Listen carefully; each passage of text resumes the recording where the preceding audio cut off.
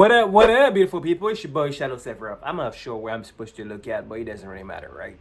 Anyways, we here today for our very exciting new format. So my boy BOYZ is gonna be still, as usual, show you the best dance compilation or rounds that's been happening. Keep you up to date with the news in the dance sphere. And at the same time, you'll be provided with short form tutorials for you to be able to learn new things and absorb new things. So at the same time, you kick a dopamine by getting excited about what you're watching, and you also get to learn something new at the end of the video. Isn't that wonderful? Anyways, so today we're gonna tackle musicality. Yes, musicality. So what I want you to do was to break down musicality in the way that's really simple, because it's not that complicated and everybody can like grasp the different layers of it and be able to tackle musicality for themselves and basically just connect with the music in a better way. All right?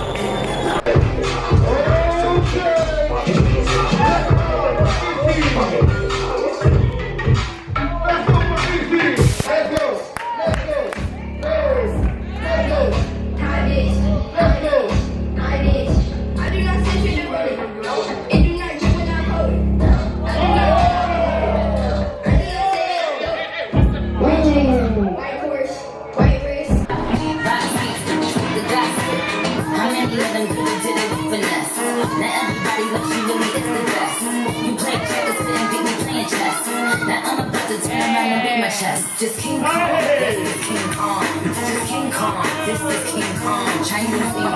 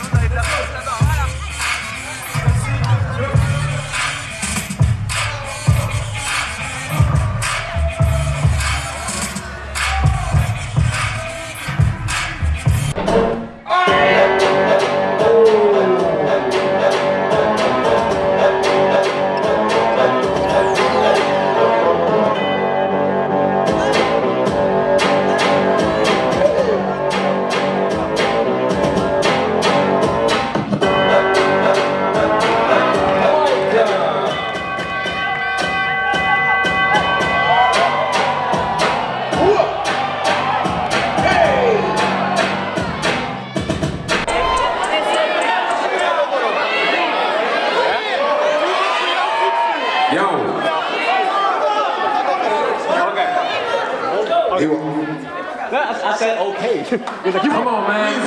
Come on. Okay, make up your mind. So let's go. Three rounds. For me, you want to battle that now? Hey, let's go.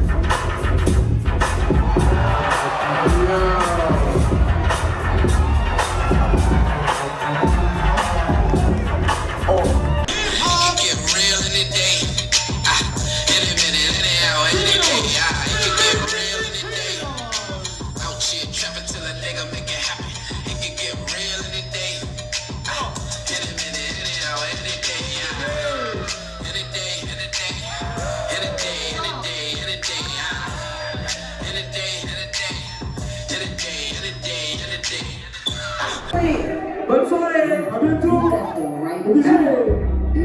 C'est parti, c'est parti.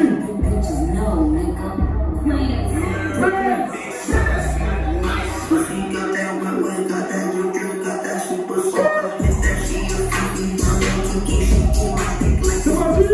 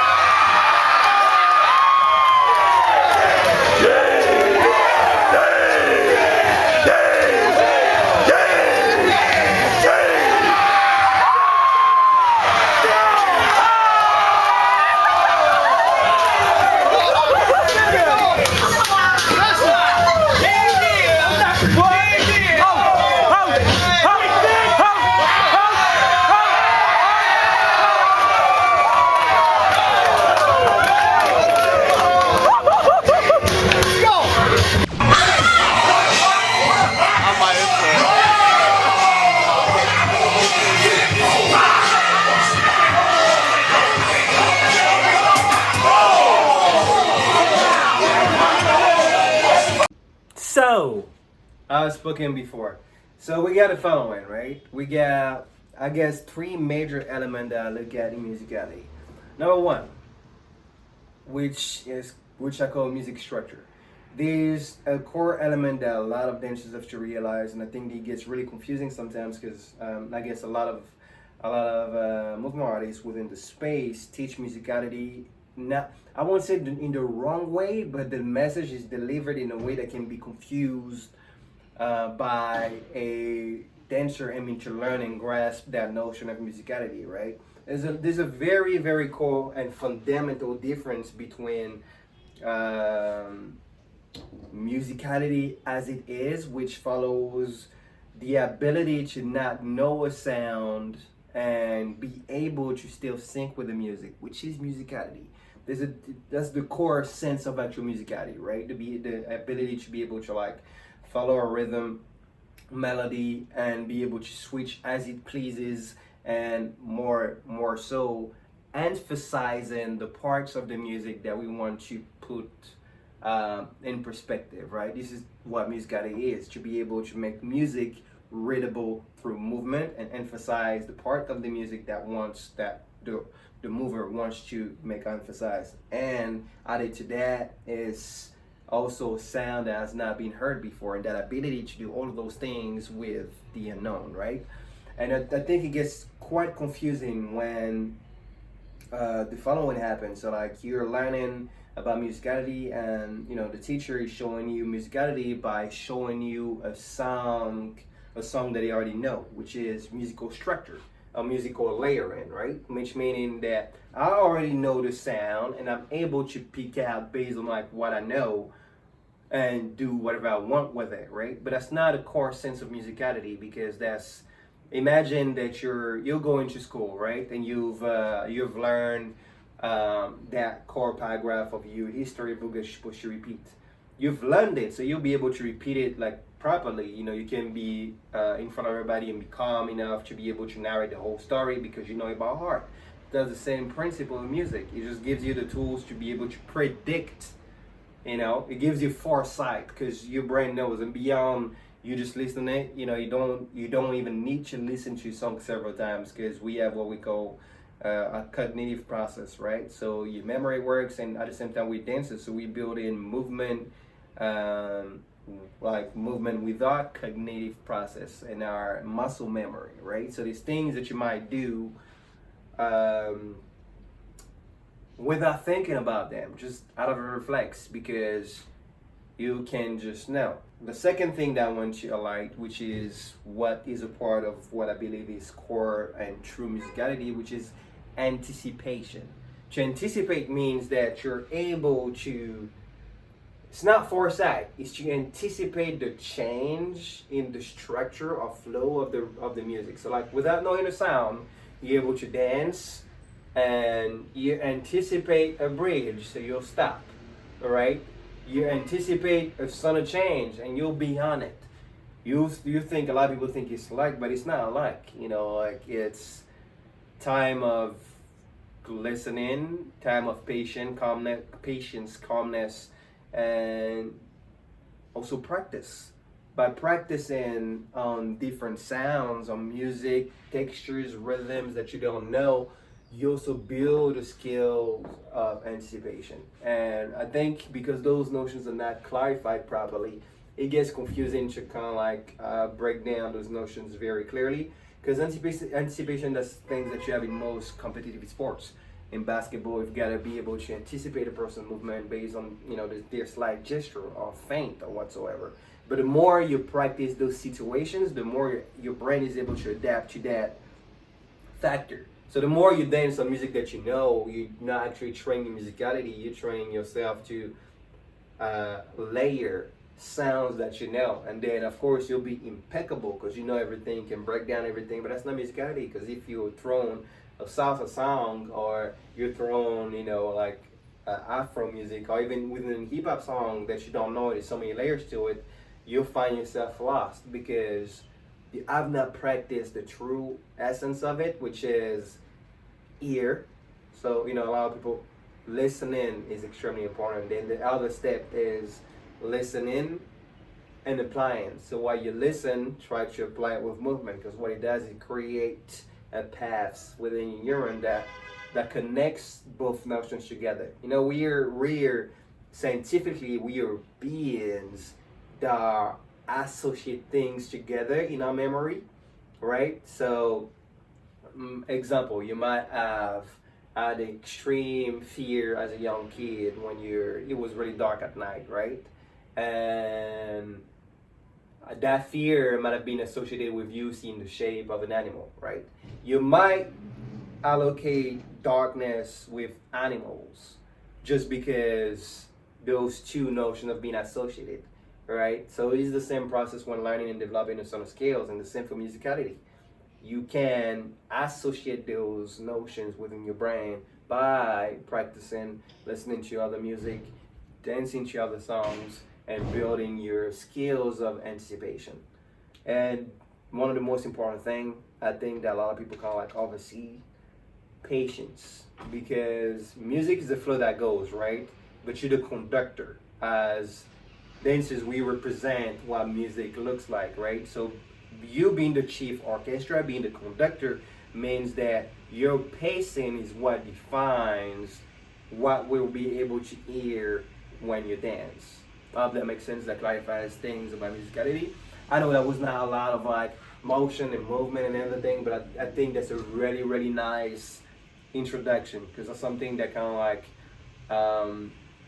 yeah, just puts a cloud of confusion with a lot of people, and I thought it would be important to clarify it and also see how can you actually factually practice these with tangible tools that you can grasp, right? And I think this is the most efficient thing that you can actually do, is look at those two notions, separate them and make them very clear and distinctive, and then learn how to develop your ear and your approach of your musical breakdown by applying those things to sounds that you're not familiar with. Remember one thing, the things that are the most difficult to do are all the things that leads to a growth. If it's simple, you're not pushing yourself hard enough. We out for now. Peace.